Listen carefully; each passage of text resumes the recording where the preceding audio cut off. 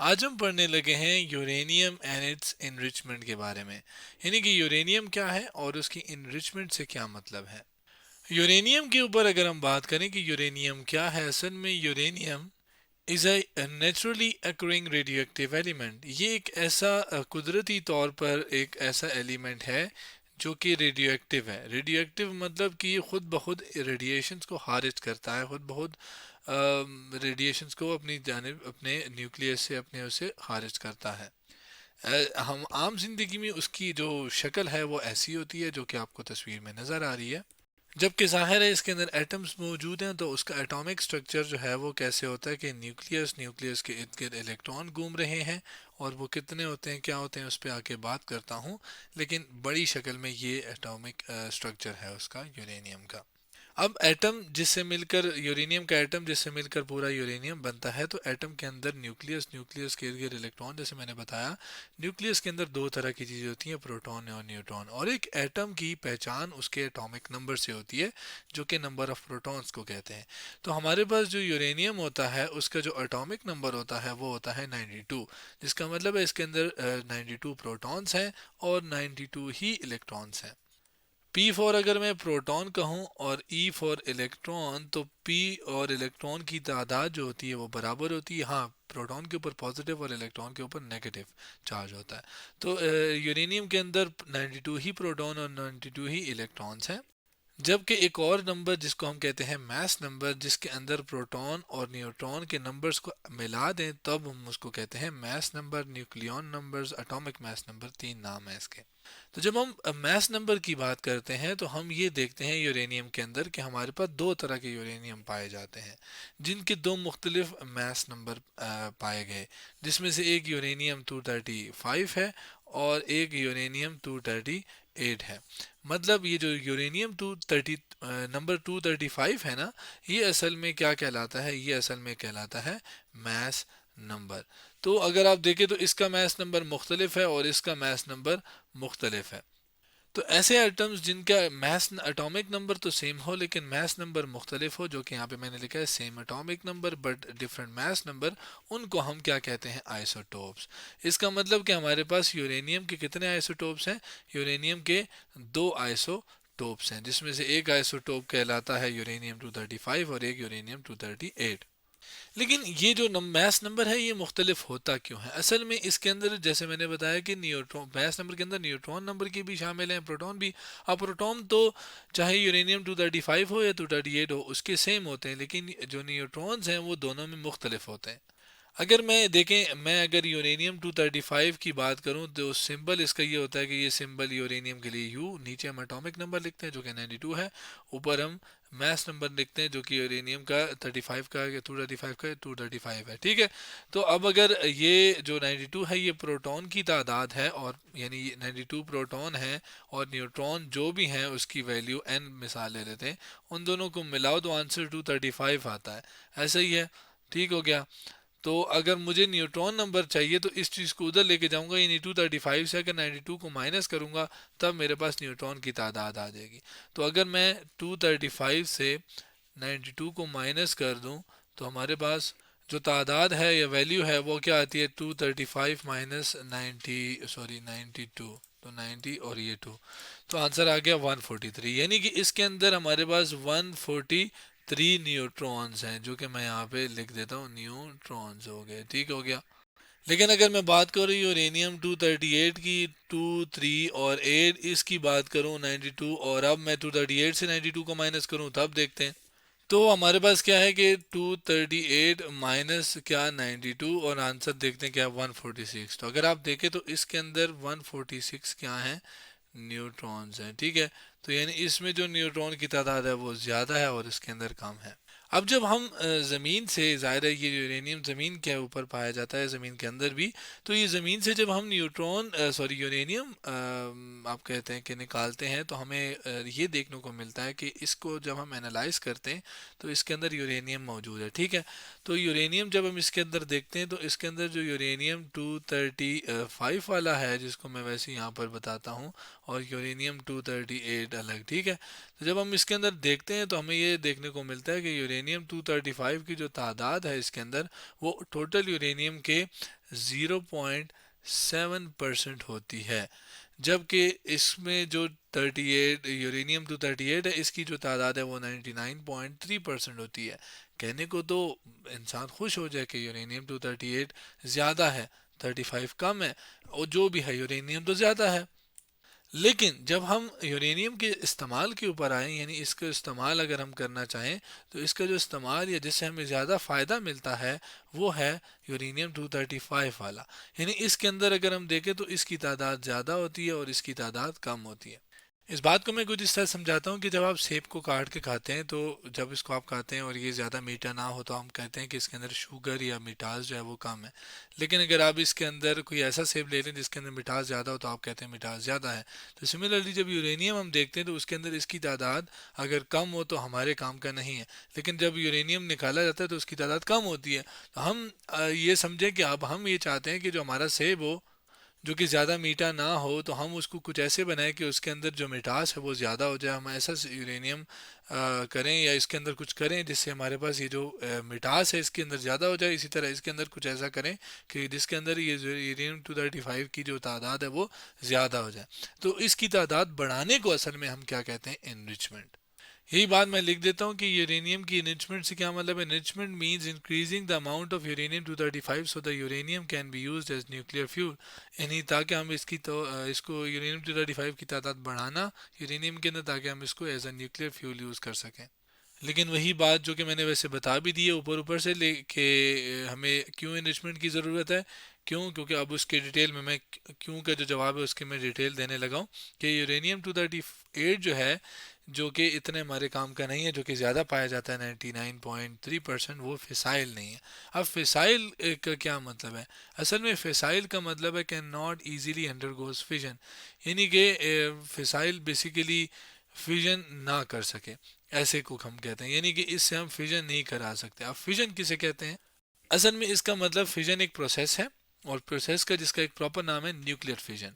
और nuclear fission किसे कहते हैं? कि न्यूक्लियस स्प्लिट इनटू टू और मोर smaller nuclei releasing a huge energy. यानी कि फ्यूजन या फिजन, न्यूक्लियर फ्यूजन किसे कहते हैं? जब भी एक बड़ा न्यूक्लियस जो दो छोटे न्यूक्लियस के अंदर डिवाइड हो जाए, तो जो डिवीजन के दौरान वो बहुत ज़्यादा अमाउंट ऑफ एनर्जी का रिलीज़ करता है वो, तो उस एनर्जी को फिर हम यूज़ कर सकते हैं। तो इस प्रोसेस को हम फ्यूजन कहते हैं।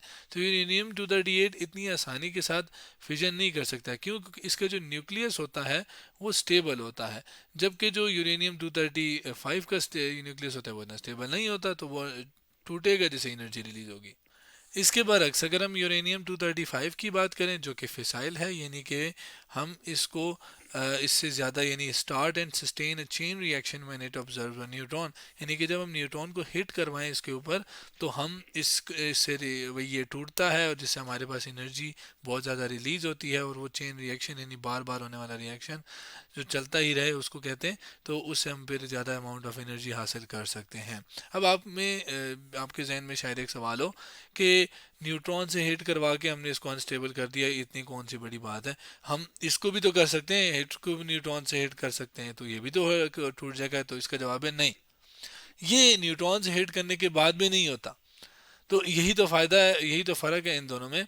तो ये हिट होने के बाद ये चेन रिएक्शन स्टार्ट करता है, लेकिन वो नहीं करता ये वाला।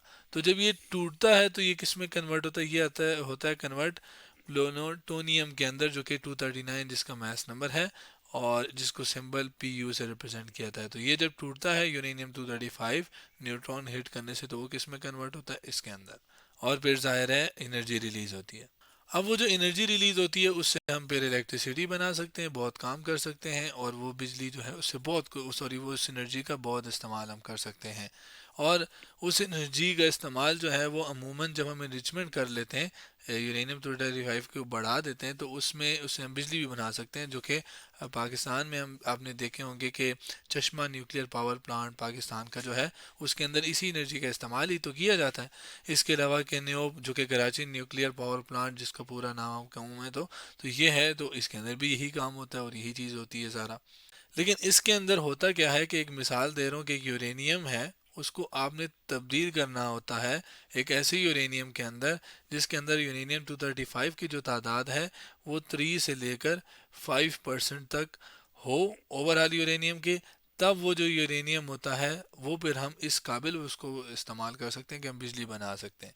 लेकिन अगर हम इस 3 to 5% वाली तादाद को बढ़ा दें, मतलब बढ़ा के हम क्या करते हैं कि एक ऐसा यूरेनियम में कन्वर्ट कर दें जिसमें जो यूरेनियम 235 की तादाद हो वो 90% हो जाए, तो हम 90% से पता है क्या कर सकते हैं, हम एटॉमिक बॉम्ब भी बना सकते हैं जो कि पाकिस्तान के पास है। यानी पाकिस्तान ने इसको कन्वर्ट करके 90% तक लेके गए होंगे, ठीक है, तभी तो ये पॉसिबल हुआ है कि वो बना पाए, यूरेनियम का इस्तेमाल कर पाए।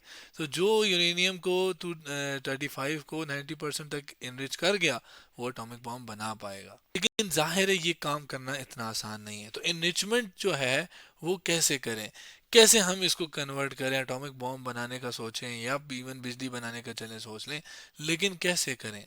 तो इसके दो तरीके हैं इनरिचमेंट के, वो दो तरीकों के बारे में मैं बताता हूँ।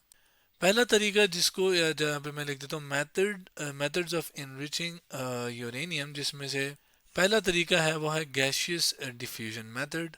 जबकि दूसरा तरीका जो कि आम तरीका है, अमूमन यूज़ किया जाता है, वो है गैस सेंट्रीफ्यूज मेथड। अब पहले हम गैशियस डिफ्यूजन मेथड के ऊपर बात करेंगे, फिर गैस सेंट्रीफ्यूज के ऊपर बात करेंगे। इसके अंदर होता ही है कि गैस को यूरेनियम को इस्तेमाल करने से पहले कन्वर्ट किया जाता है एक गैस की फॉर्म में, जिसे हम कहते हैं यूरेनियम हेक्साफ्लोराइड गैस। यानी यूरेनियम को कन्वर्ट कर दिया जाता है, पूरे यूरेनियम को किसके अंदर, हेक्साफ्लोराइड गैस के अंदर, UF6, यानी 6 फ्लोरीन के एटम्स और एक यूरेनियम का जो होता है उस ये इससे मिलकर ये गैस बनती है। इस यूरेनियम गैस को एक ख़ास एक लेयर से, एक ख़ास आप कह लें मेम्ब्रेन से गुजारा जाता है। उस मेम्ब्रेन को पोरस मेम्ब्रेन कहते हैं, जो कि मैं इस तस्वीर से दिखा देता हूँ कि इसके अंदर अगर आप देखें तो ये जो ग्रीन कलर की है ये एक पोरस मेम्ब्रेन, जिसके अंदर छोटे छोटे सुराख होते हैं। तो ये यूरेनियम जो कि नेचुरल होता है, जिसके अंदर यूरेनियम 35 की 235 की तादाद 0.7% होती है, जब ये गुजारा जाता है हेक्साफ्लोराइड गैस की फॉर्म शक्ल में, तो इसमें होता क्या है, कुछ ऐसा यूरेनियम बन जाता है जिसके अंदर यूरेनियम 235 की तादाद 1% से ज़्यादा हो जाती है, और कुछ में नहीं होती और वो कम हो जाती है, तो वो अलग हम कर देते हैं। जिसमें यूरेनियम 235 की तादाद ज़्यादा होती है वो हमारे इस्तेमाल में होता है। यही चीज़ दोबारा दोबारा की जाती है और इस यूरेनियम 235 की तादाद बढ़ाई जाती है। यही चीज़ मैं आपको एनिमेशन में भी दिखाता हूँ। ये एनिमेशन में फिजिक्स पार्टनर के नाम से दिखा रहा हूँ, फिजिक्स और यूरेनियम अरेंजमेंट प्रोसेस, ये इसका नाम है। इसके अंदर अगर आप देखें तो वही पोरस मेम्ब्रेन, ये यूरेनियम, नेचुरल यूरेनियम जब ये गुजरता है तो ये कुछ ऐसे उसमें कन्वर्ट होता है जो कि एनरिच होता है, यानी जिसके अंदर यूरेनियम 235 की तादाद ज़्यादा होती है और कुछ में नहीं होती। तो ये एक प्रोसेस होता है जो कि गैशियस वाला प्रोसेस था मैंने दिखाया, गैशियस डिफ्यूजन मेथड। इसमें होता क्या है कि जो छोटे यूरेनियम 235, चूंकि मास नंबर इसका छोटा है तो ये छोटा है, तो वो क्या करता है कि वो इस पोरस मेम्ब्रेन से आसानी से गुजर जाता है। यानी uranium lighter uranium 235 move faster and passes through the tiny holes easily, आसानी से गुजर जाता है। जिससे क्या होता है कि जब आगे गुजरता है यूरेनियम 235 ज़्यादा उसमें होता है और कम यूरेनियम 238 होगा, ठीक है। और इस the gas that passes through has slightly more uranium, और वो गैस जिस जो कि इससे गुजर जाती है उसके बाद यूरेनियम 235 की तादाद ज़्यादा होती है, और वो मैंने आपको बता दी यहाँ पर कि कितनी ज़्यादा होती है, ठीक है। और इसको जिसके अंदर तादाद ज़्यादा होती है इसको हम इनरिच यूरेनियम कहते हैं, जबकि जिसके अंदर कम हो जाती है उसको डिप्लीटेड यूरेनियम कहते हैं। जबकि दूसरे मेथड की बात करूं, गैस सेंट्रीफ्यूज मेथड, इसके अंदर एक सेंट्रीफ्यूज होता है। सेंट्रीफ्यूज एक डिवाइस का नाम है, जिसके अंदर होता क्या है वो मैं बताता हूँ। एक रोटर होता है, जबकि नीचे से शुरू करता हूँ, एक मोटर होती है जो कि घूमती है, और उसके बाद ये केस होता है जो उसका कवर आप कह लें, और इसके अंदर एक रोटर होता है जो कि इस मोटर के साथ साथ उसको वो भी चीज़ घूमती है इस मोटर की वजह से, ठीक है। और इसके अंदर यूरेनियम डाला जाता है। ये जो ऑरेंज ऑरेंज है इसके अंदर यूरेनियम हेक्साफ्लोराइड वही गैसेस फॉर्म में इसके अंदर डाला जाता है, और जब इसके अंदर डालते हैं इसको घुमाते हैं, होता क्या है मैं आगे दिखाता हूँ। ये बात मैं पहले लिख दूं, uranium hexafluoride UF6 is pumped into a rapidly spinning cylinder, वही बात जो एक घूमने वाला सिलेंडर उसके अंदर ये वाली गैस डाली जाती है।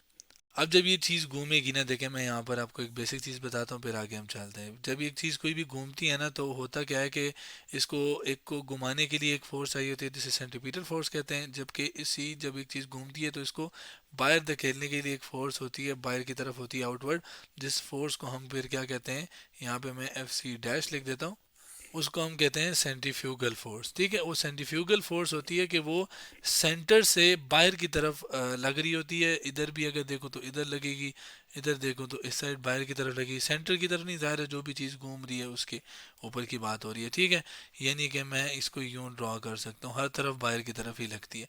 तो जो बाहरी चीज़ होती है या जिसका मैस ज़्यादा होता है, यह मुझे कहना चाहिए, उसके ऊपर ज़्यादा लगती है, जिसका मैस कम होता है उसके ऊपर कम लगती है। यही बात मैं इधर लिख भी देता हूँ कि जो सेंट्रीफ्यूगल फोर्स है यूरेनियम 238 के ऊपर पुश वो हैवी होता है, तो उसको पुश ज़्यादा करती है, वो आउटर वॉल की तरफ होता है। जबकि यूरेनियम 234 वो बीच में ही होता है, क्लोजर होता है घूमने की उससे।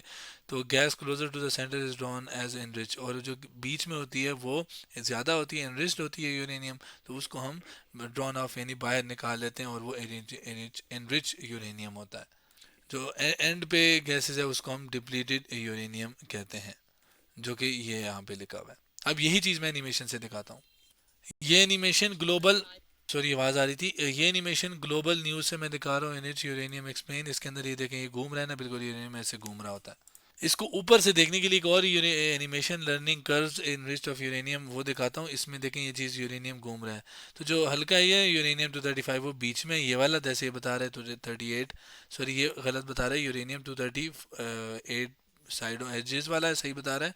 और बीच में कौन सा है, बीच में यूरेनियम 235 है। तो ये उसको इस्तेमाल बाहर निकाल लेते हैं, जो कि इनरिच होता है। तो ये हमारे पास यूरेनियम और उसकी इनरिचमेंट थी, यानी यूरेनियम एंड इट्स इनरिचमेंट के बारे में आज हमने पढ़ा।